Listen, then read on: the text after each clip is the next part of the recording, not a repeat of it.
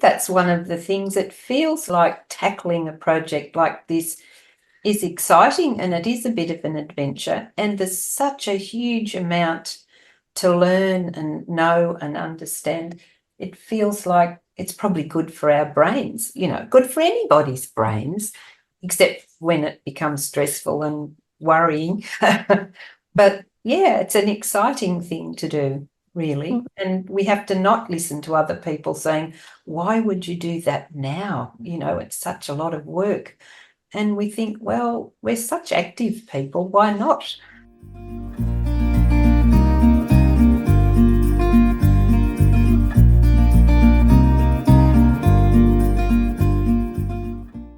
Well, Jan and Landon, it is so awesome to have you here. I'm really looking forward to us having this conversation on the podcast because you guys are at the very early stages of your project. And so I think it's a really good opportunity for us to dive into some of the concerns and questions and deliberations that you have at this point. And also, I think because of what your project is about and the life goals that you're wanting this project to achieve for you, I think you're going to have some really interesting things to share as well. So before we jump into talking about the project specifically and where you're at and what you're dealing with at the moment, can I just get you to share a little bit about who this project is for, who you are, who your family is, and, I suppose understanding how this project fits into your overall life? Well, Landon and I are both retired teachers and we're both 73. So it feels like we're probably older than a lot of people starting out on a project. And it was certainly something to consider. And a few people have said,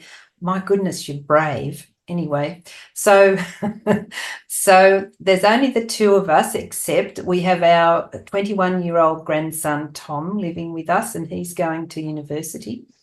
We have a daughter who lives in Auckland with her family, and they come over to visit, of course, and a son and his family who live up on the outskirts of Sydney. So we become the centre point of family get-togethers, and people come and stay, where we are at the moment. We've also got adult grandson in Melbourne, and so he comes up as well. So that's the family that, will converge on this new house.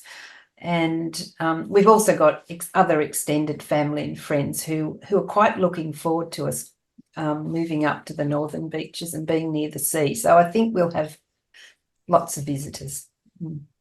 Yeah, that sounds fantastic. And I think it's really lovely that you're thinking about all of those different dimensions of who's going to potentially be coming and staying and visiting and those kinds of things as well, because obviously it serves you very well in thinking about what the brief is and what you're going to make of this home. Want it to be a welcoming place. But for us, Landon's a painter, and he wants space to do all his painting and printing work. We want space to be, apart and together. So that's an important part of, when we did our design brief of what we needed. Space for all our books, space for, we like cooking. So, food's an important part of our life.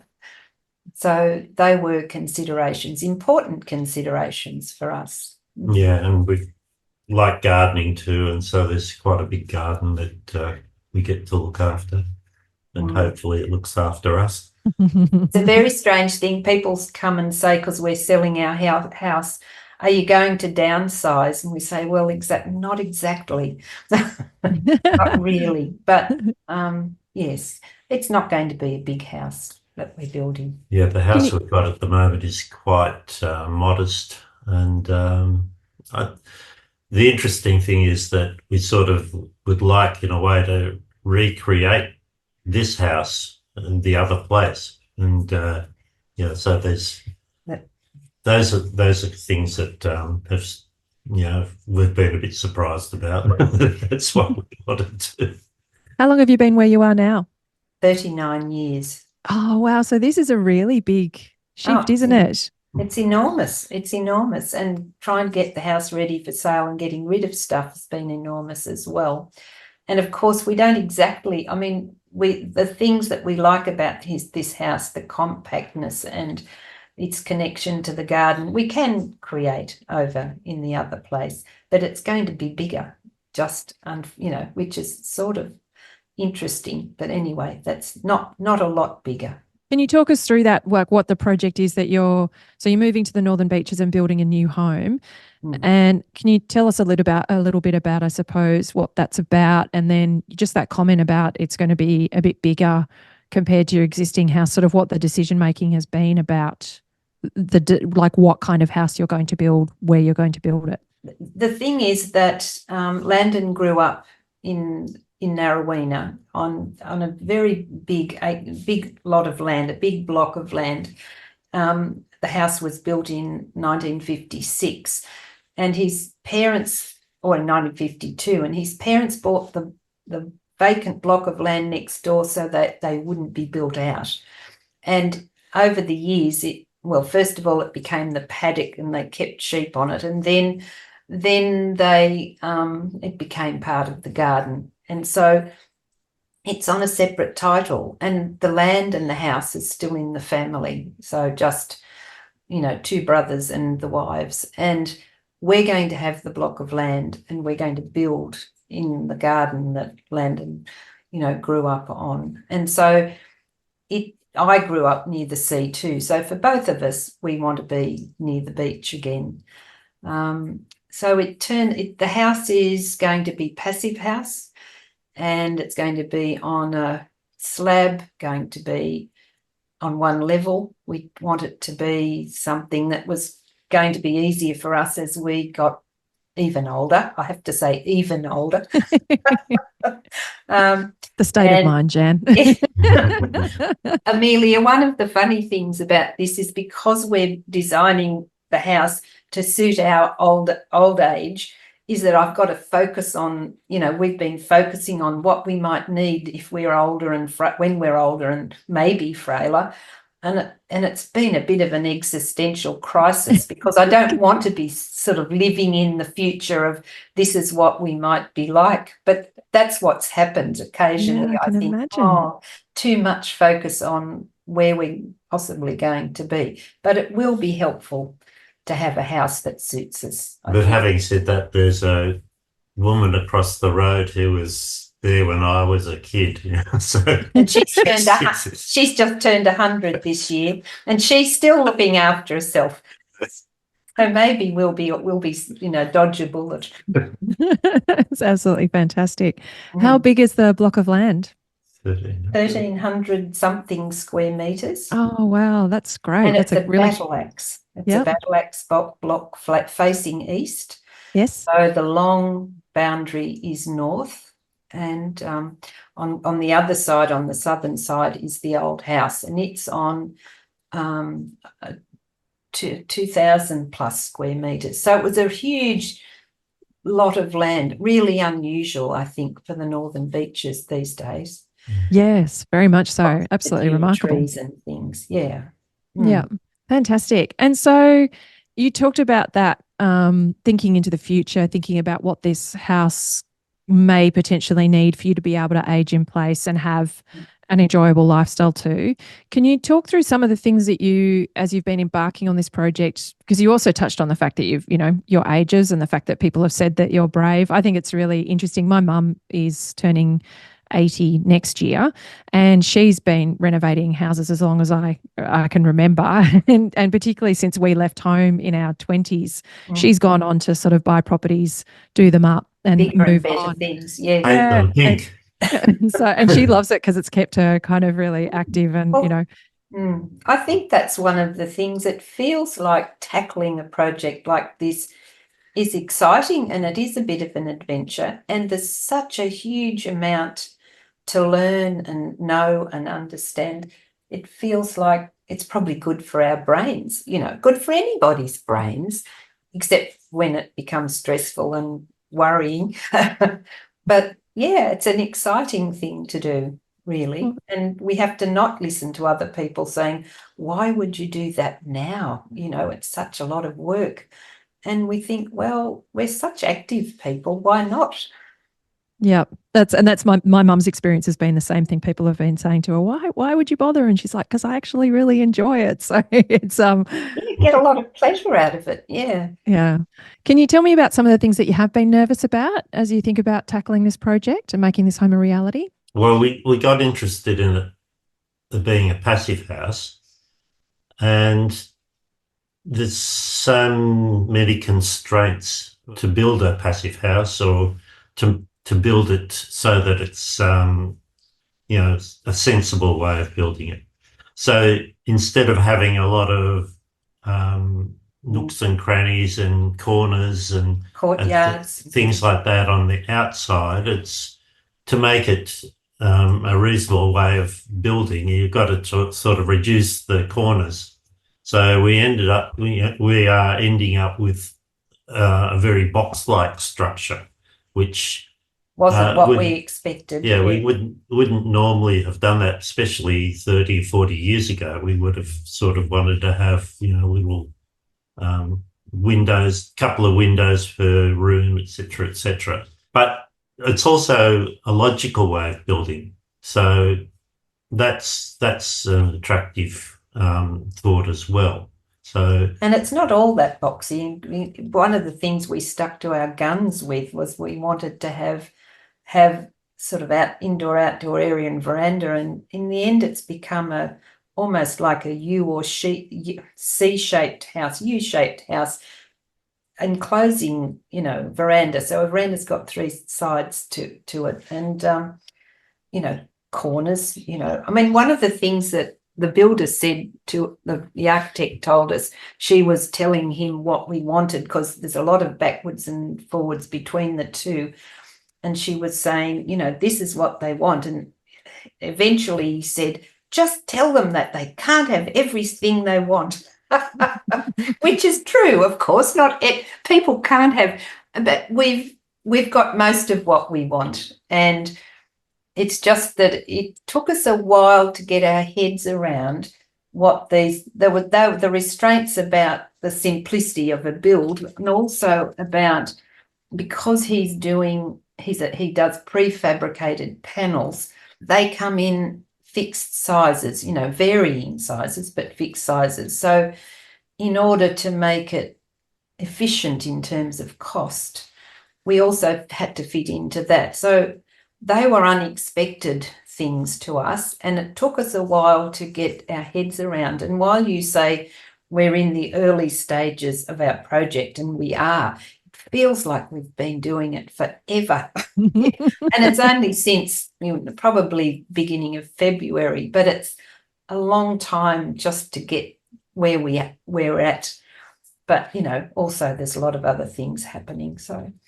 And I can imagine your learning curve's been very steep. So Yes. that also can feel like when you've had to sort of immerse yourself in it for a period of time and upskill yourself at a rate of knots, then yes, it can feel like you've been doing it a lot longer than you have. So I sort of thought that we would be further ahead, but it's really because we, every time our architect gives us, the next stage of, another concept plan or whatever, we actually need, enough time to think it through and talk about it and nut it over. So we're the ones probably that are stretching out this period of time, because I guess, we just want to make sure that's what we learned in Home Method.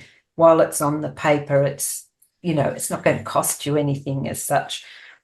Do it now and put the time in now. But we'd love to be a bit further ahead, I think.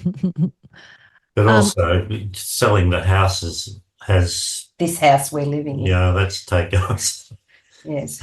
A lot of work has gone into getting things organised here. So yeah, and I can imagine too, just the mentally and emotionally letting go of a home that you have that much history with also would be a really big processing kind of activity for you personally, and figuring out what you're going to take to the next home versus what you're going to, hand on or pass on in some way.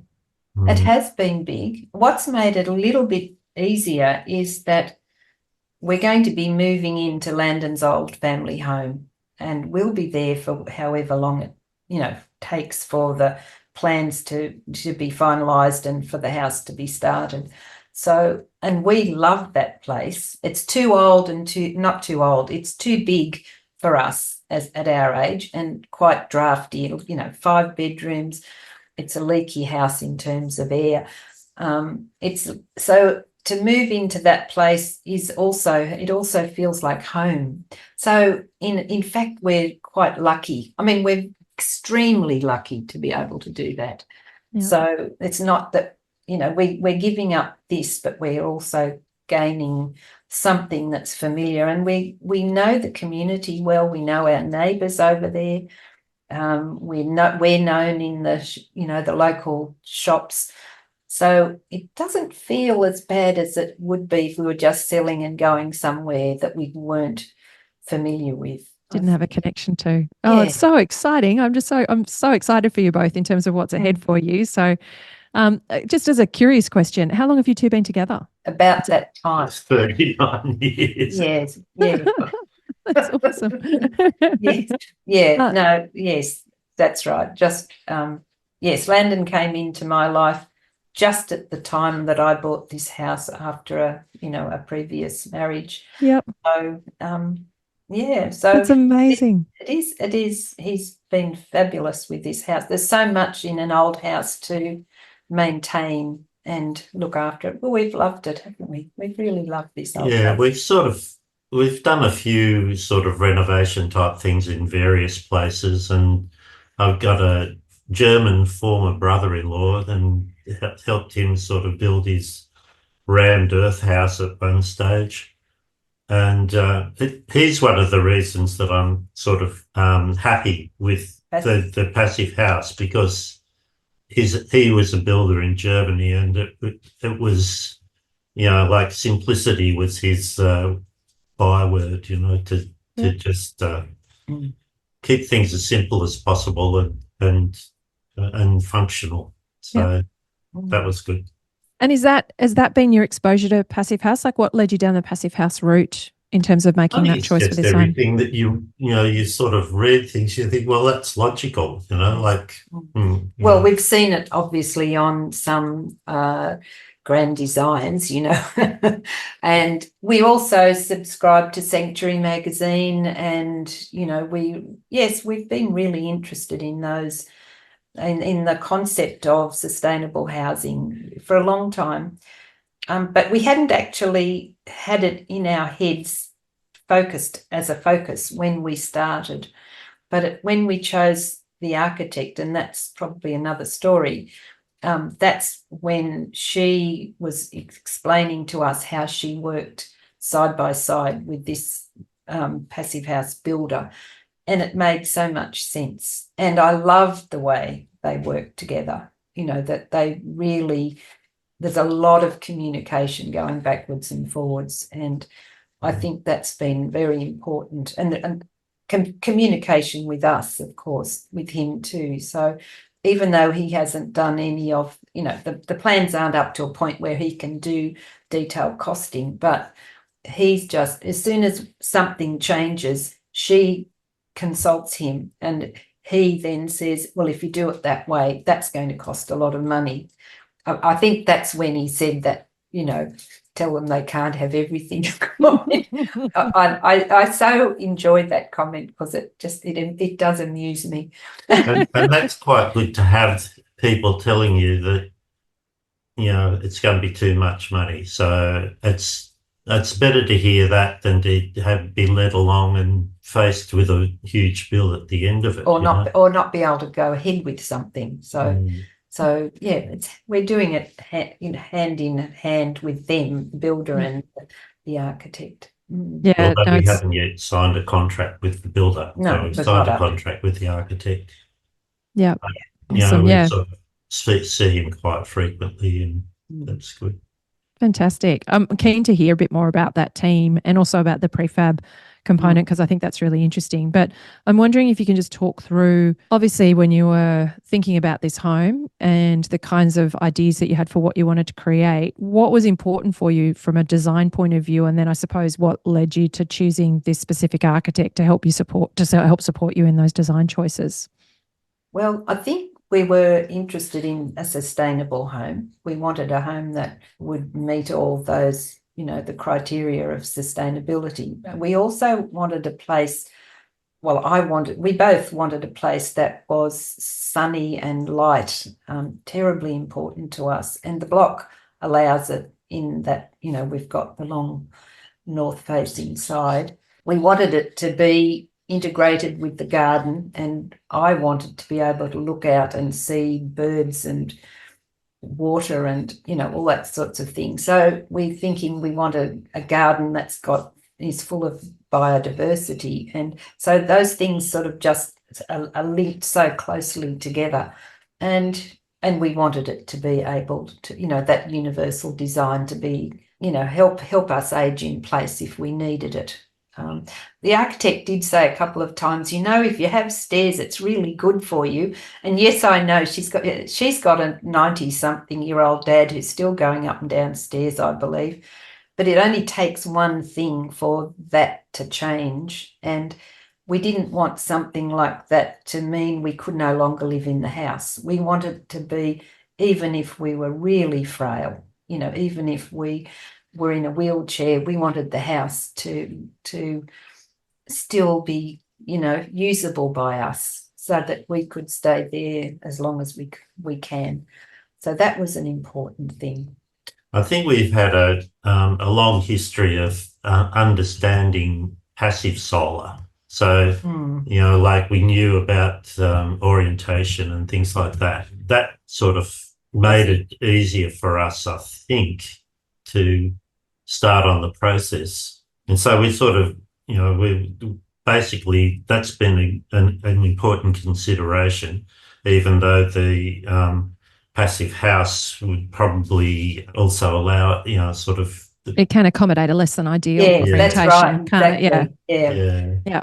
So that's, and yes. And what the other thing that was really from a design point of view, which the passive house made possible, was to have a house that was really comfortable no matter what the weather. Now, the house that we're in, the front of the house, which faces south, is freezing in the winter. And in fact, it's cold today. And we've taken away all the heaters because of open house. Suddenly we found ourselves freezing this morning when we were getting ready for this interview. And we want a house that if it's 45 degrees outside or freezing cold outside, that will be comfortable. Because I think when you're really old, as I understand it, that you find it harder to regulate body temperature. So it seemed to be an important factor in having a house suit us as we became really old. I love it. Have you thought about long-term accommodation for, say, a live-in carer or anything like that? Has that been part of your thinking? We see the granny flat as being a place that is very flexible. It can be used for anything. At the moment, we have a granny flat here where we are, and it's been many things over that nearly 40 years. It's been for visitors, it's been for children doing the HSC, it's been for grandchildren. We've got another grandson who's hot on the heels of Tom. He's a cousin and he wants to come.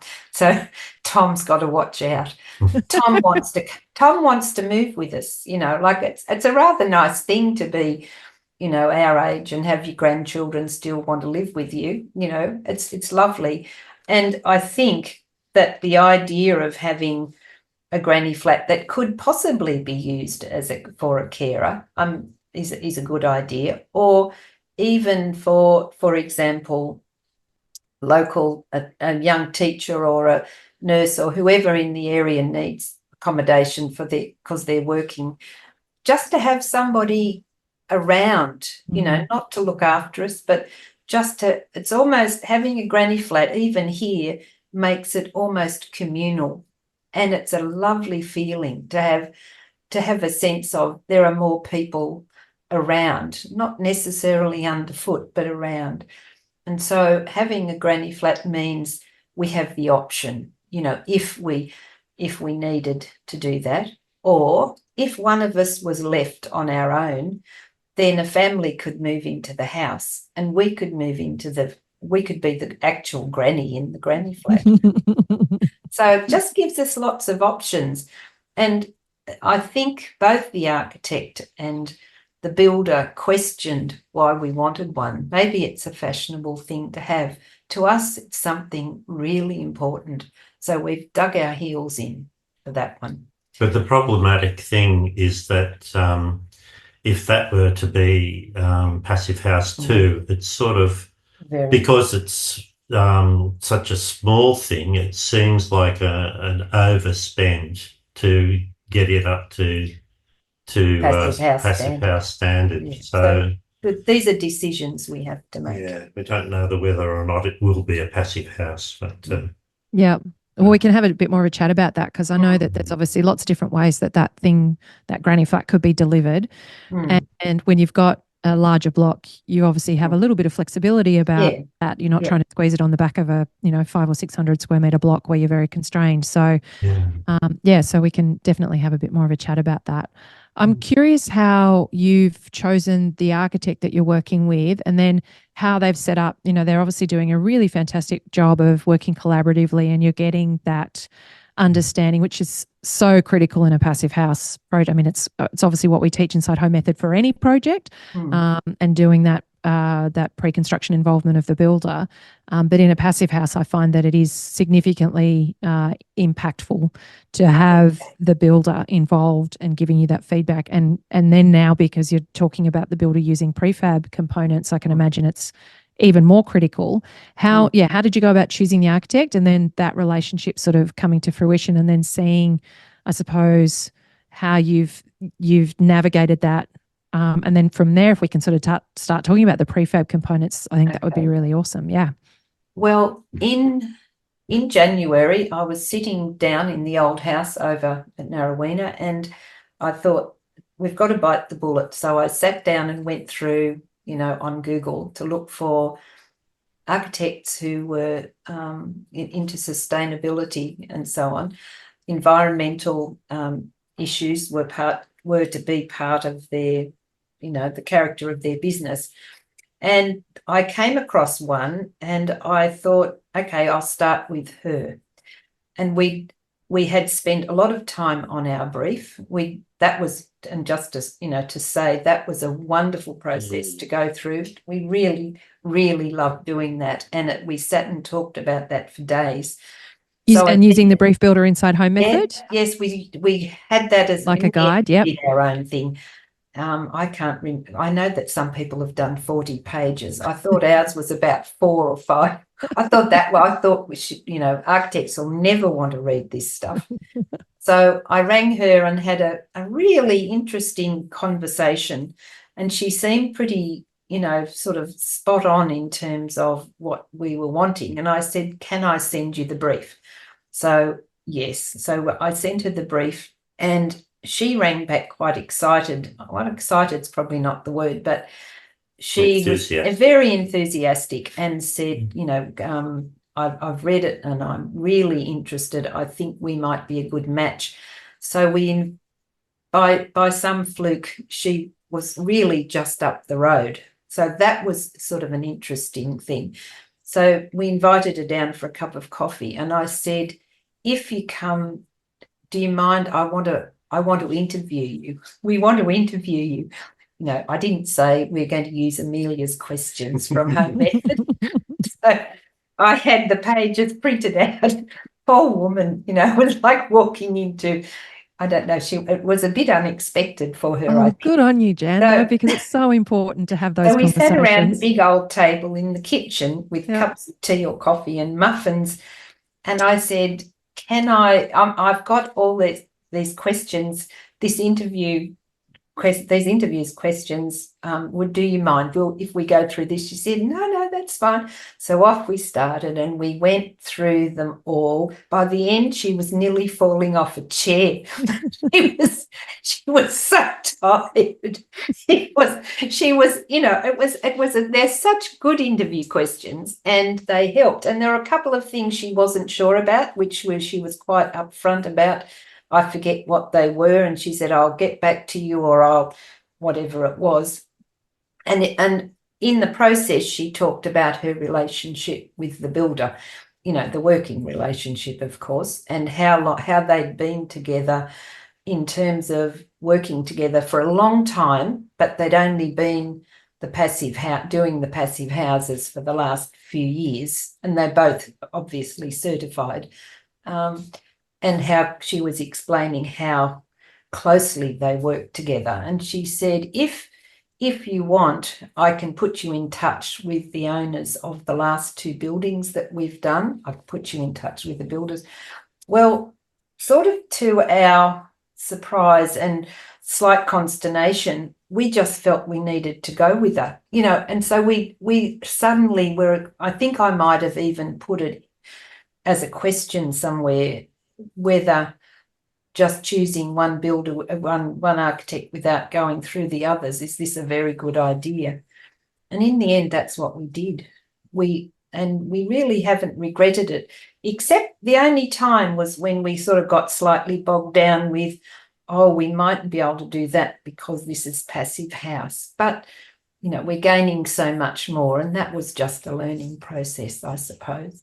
So that's how we got our architect. All the others didn't even get a look in because we didn't even get to interview them. Well, it sounds like you put her through her paces and you did your due diligence. Maybe it was the wrong way to go about it. I think it's excellent. Yeah, I think what you've done is really, really worthwhile. And she said that was the best design brief I've ever had. I feel like I know you already. And I thought, there's one for Home Method. It's awesome. It's so good to hear. And I'm so glad that because I know that it can feel a little bit sticky to sort of embrace that idea of, it can feel a bit like the Spanish Inquisition, that you're sort of sitting down and asking all these questions. But it is so critical for getting that information to then make an informed decision. And I think you learn so much. Not only, we've talked about this inside Home Method, the whole, a lot of that asking of questions is as much about the information that you get when you ask the question as seeing how the person actually receives and then responds to the question. How open are they? How do they communicate? Right. Yes.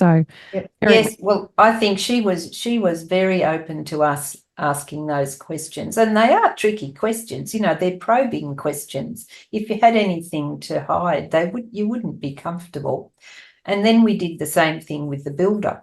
Though we did that on the phone, we had a couple of phone calls with him, and eventually we met up with him. We went to his factory and so on, where he does all the building of his panels. But he was also very open to talking to us and telling us, the last build they'd done took a bit longer. It was an overrun, and there was no covering that up. They talked about what those problems were. It was partly COVID and a couple of other things, but I was happy with their openness. He's very serious, not sort of not a sales severely, but he says, tells you what it is, rather than what you want to hear. Yeah. Well, that's perfect, because it sounds like he is managing. Yeah, they ultimately both of them sound like they're managing your expectations, which is so important. I think so. Yeah, between them and what we've learned in Home Method, the whole thing about, enoughness and really knowing what you want and not following, trying to have what is in the media and so on. I think it's all helped to keep us in some sort of, in a good place, I think, with this build. That's brilliant. Can you share more about the prefab and how that's, I suppose I'm interested in sort of what, why the builder uses it, why why you've gone down this route, and also how it's potentially changed the design process. You spoke before about it's available in particular sizes. So yeah, really curious about that whole kind of exercise and how it's informing your overall project. You could start. I'll start in terms of, yes, I'll start with the thing that made it a really sensible thing for us to do the prefab. If you remember, I don't know what it was like up your way, but in 2022, I think, well, because there were big, huge floods. We had enormous rain down here in Sydney. It seemed to go on for months, and the water was, builders stopped, everything stopped. And we had a neighbour up there near our block who was building a brand new house. It was a volume builder, and they got to the point of having a slab put down, and they'd had the frame up. And then it went for months and months and months, standing in the rain, things getting soaked, things getting mouldy. They were tearing their hair out, the owners. It was awful. It just went on for months. And I thought, this is not the way to go. I just, and so when we got to the idea of the prefab, it seemed you can make everything. He will make the panels in the factory, including the doors and windows. So they just get sort of a bit like Lego or something, you just pop them into place. And it means they can do all that work, and it doesn't matter what the weather is. Yeah, so it's made, the whole house is measured and it's worked out on computer system. Apparently it's based on a 1250 square grid. So that's another constraint on a house. We can't sort of have an extra 300 mils here and there, which is sort of fairly traditional, I think, with most people building. This room needs an extra foot, but it doesn't work out like that. So the 1250 square grid is the basis of it. I think it's to save materials so that there's less wastage. Everything is constructed in the factory, and that may take 3 months depending on delivery of windows and doors and things like that. And the doors and windows are fitted exactly into the panels, and they're loaded on a truck and brought to the site. And if there's a slab down, or if there's some sort of other sort of footings, then that's all ready, and then the house is just erected in situ. Maybe it'll take a week to put it up, but then it's months. It's watertight, and it's not compromised in any way by the weather during that process. And then the work on site starts, where there's internal cladding and external cladding and roofing, all of those sorts of things added to it.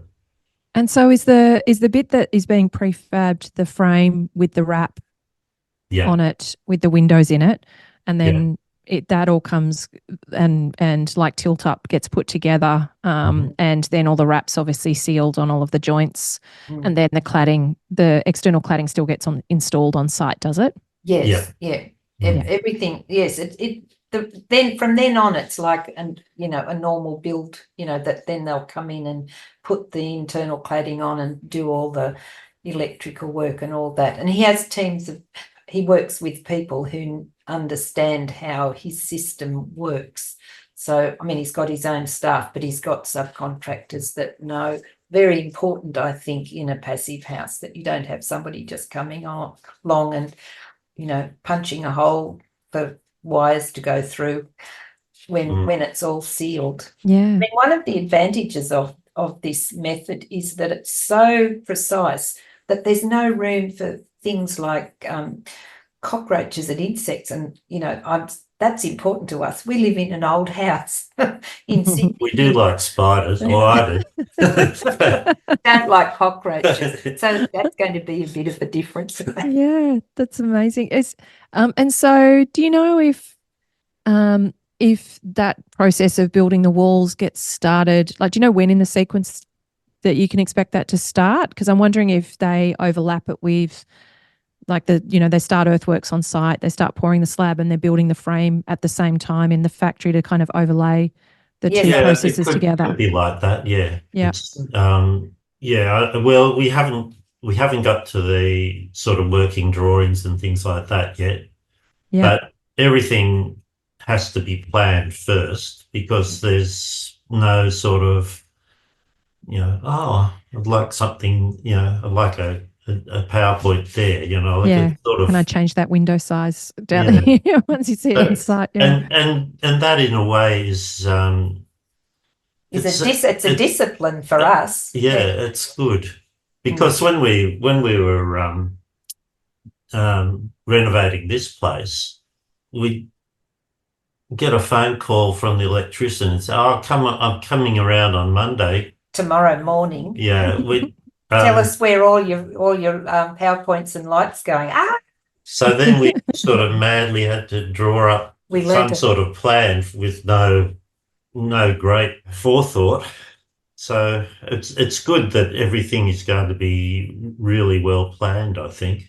I think so. I don't particularly want to do the grand designs. Oh yeah, let's make this a picture window. That's a recipe for disaster, I think. It's sort of a good thing to do it that way, I think. Well, we talk a lot in Home Method about bringing forward your decision making. This approach is forcing you to do that as well. So it's really great to see those two things in alignment with each other. And you've got the tools, obviously, and then the support from your own team to be able to understand what do you need to decide, where has it got to go, and and then, as you say, Jan, that discipline of sticking to it, because I think that's the thing that actually undoes a lot of people, because your project is so long. You can bring forward all of your decision making, but then you can come unstuck when you are then sort of in the throes of it, and you go, oh, actually, hang on, and you start second guessing yourself and not sort of trusting that decision you made when you made it ages ago. Yes, I don't think we're going to have any of those, oh, hang on, let's change this. We don't have that opportunity, because when it goes up, that's it, I think it's good. I think it's good. It'll make us work hard now.